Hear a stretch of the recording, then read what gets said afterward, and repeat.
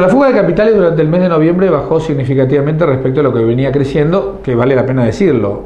Posiblemente, a pesar de la fuerte baja de la fuga de capitales del mes de noviembre, este año quizás se equipare al año 2008 en fuga, es decir, estamos superándola por arriba de los 20.000 millones de dólares.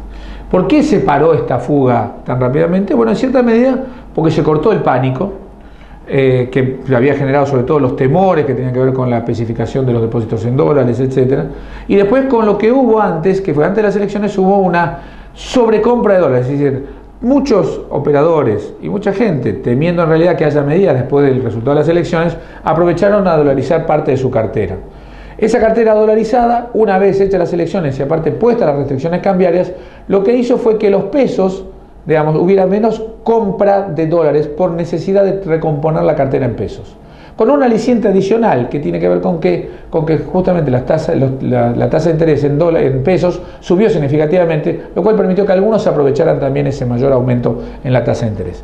Entonces, esta doble combinación de suba de tasa de interés en pesos más esta recomposición de cartera en pesos hizo que durante el mes de noviembre al menos realmente la fuga de capitales, vuelvo a insistir, de un año que es récord en fuga de capitales, finalmente se atemperara.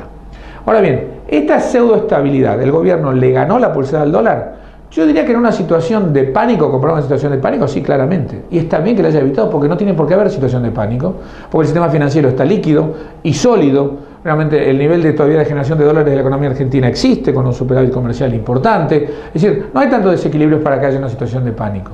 Pero lo que hay es que se encontró un nuevo equilibrio. ¿El nuevo equilibrio cuál es? Un tipo de cambio oficial en 4.30 con un tipo de cambio no oficial en 4.74. Es decir, aproximadamente la diferencia, 12-13% de diferencia. Esta mayor diferencia es equivalente, este 12-13%, a las devaluaciones que tuvieron el real, cuando pasa de 1.60 a 1.74, o el peso chileno, que pasa de 460 a 500.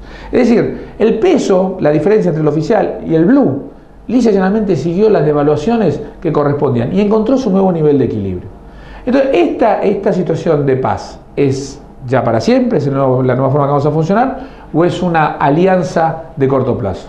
Mi opinión es la siguiente, que a partir de ahora se generó una típica división que hay en la economía argentina. Cuando la estabilidad financiera afecta a la economía real y cuando, para que esté la tranquilidad de la economía real, se afecta a la estabilidad financiera. Y esto lo marca básicamente el dólar.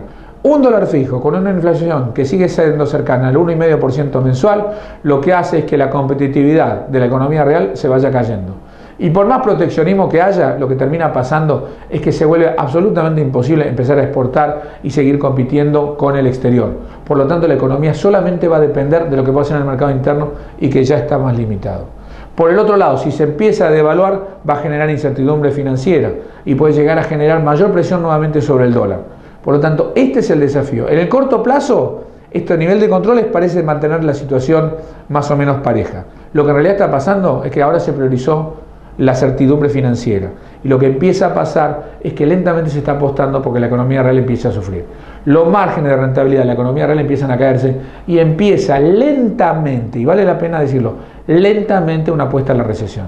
El control de la estabilidad financiera en Argentina normalmente lo que tiene como contrapartida es una lenta pero sistemática recesión en su sector industrial, y esto es lo que está empezando a pasar ahora hasta que se vuelvan a poner las cosas en orden. Mientras la inflación siga siendo el 1,5% mensual, mientras el gasto público siga creciendo a lo que crece, mientras las tasas de interés reales sean negativas, definitivamente el sector financiero, la estabilidad que te da el dólar, va a generar que el sector real vaya lentamente entrando en un parate primero y en una recesión después.